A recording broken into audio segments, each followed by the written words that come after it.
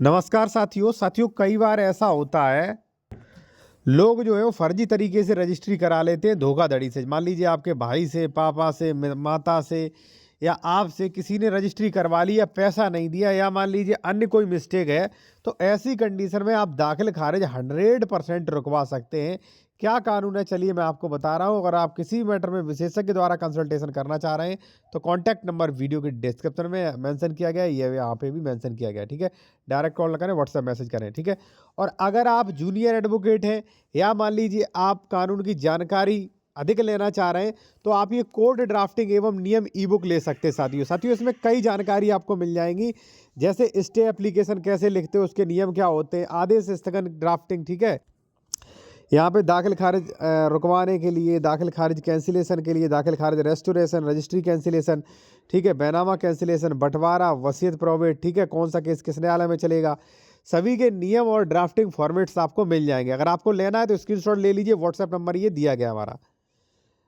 आते सीधा टॉपिक पर। देखिए, अगर आपको कोई भी मान लीजिए किसी ने आपको फर्जी चेक दिखा के या मान लीजिए कैसे भी रजिस्ट्री करा ली, अब आप चाह रहे हो वही रजिस्ट्री कैंसिल हो, हम नहीं चाहते, ठीक है, कि ये बंदा हमारी ज़मीन ले, तो आप एक काम करिएगा, वहाँ पे साथियों प्रोविज़न जो किया गया है, सबसे पहले तो आप फर्स्ट अगर मान लीजिए रेवेन्यू की ज़मीन है तो आप दाखिल खारिज रुकवाने हेतु आपत्ति प्रार्थना पत्र लगा देंगे। प्रार्थना पत्र कैसे लगाएंगे, चलिए मैं आपको बता रहा हूँ। उसके बाद रजिस्ट्री कैंसिलेशन का 34 जो भी मान लीजिए स्पेसिफिक रिलीफ एक्ट है 31, 32 उनमें केस चलेगा। ठीक है, चलिए आपको बता रहे हैं। ठीक है, देखिए यहाँ पे सबसे पहले लिखना है न्यायालय श्रीमान सक्षम अधिकारी महोदय। सक्षम अधिकारी जो भी आपके हों, तहसीलदार हो या मान लीजिए सीओ वगैरह जो भी करता है वो। ठीक है, अपना जिला डाल देना, नंबर मुकदमा पता हो तो ठीक है, वर्ष डाल देना है।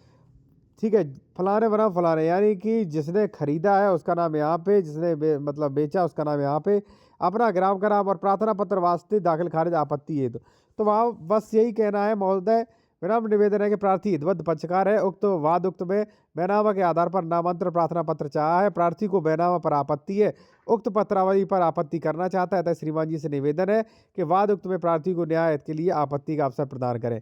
ये आप खुद दे सकते हो। ठीक है, आपत्ति दे दी, आपका दाखिल खारिज रुक जाएगा और फिर आप एडवोकेट को हायर कर सकते हो। एडवोकेट हायर करने के बाद जो है आपका पक्ष एडवोकेट अपने तरीके से रखेंगे। ठीक है ना, तो फिर आपको कोई टेंशन लेने की आवश्यकता नहीं। अगर आपने एविडेंस वगैरह दे दिए, आपका पक्ष मजबूत है, तो ऐसी कंडीशन में जीत आपकी होगी और उस व्यक्ति का दाखिल खारिज नहीं होगा। ठीक है, अब देखिए साथियों, कई बार ऐसा होगा, कई लोग ये कह रहे होंगे कि सर हमारा तो दाखिल खारिज उसने करा लिया, हम क्या करें। उसके लिए भी एक वो है, यहाँ पे आप देखेंगे साथियों, दाखिल खारिज रेस्टोरेशन 7वें नंबर पर। जिन लोगों ने ई बुक लिया है वो देखे साथियों, 7वें नंबर पर आपको दाखिल खारिज कैंसिलेशन और रेस्टोरेशन की ड्राफ्टिंग मिलेगी। ठीक है, कि अगर हो चुका है तो क्या नियम है, कैसे रेस्टोरेशन होगा, और रेस्टोरेशन का प्रार्थना पत्र भी मिलेगा, वो भी आप लगा सकते हैं। ठीक है, तो जो जूनियर एडवोकेट है वो खासकर ध्यान दें, इसमें आपको कई ड्राफ्टिंग मिल जाएंगी, जानकारियाँ मिल जाएंगी। ठीक है, अगर आपको लेना स्क्रीनशॉट ले सकते हैं आप।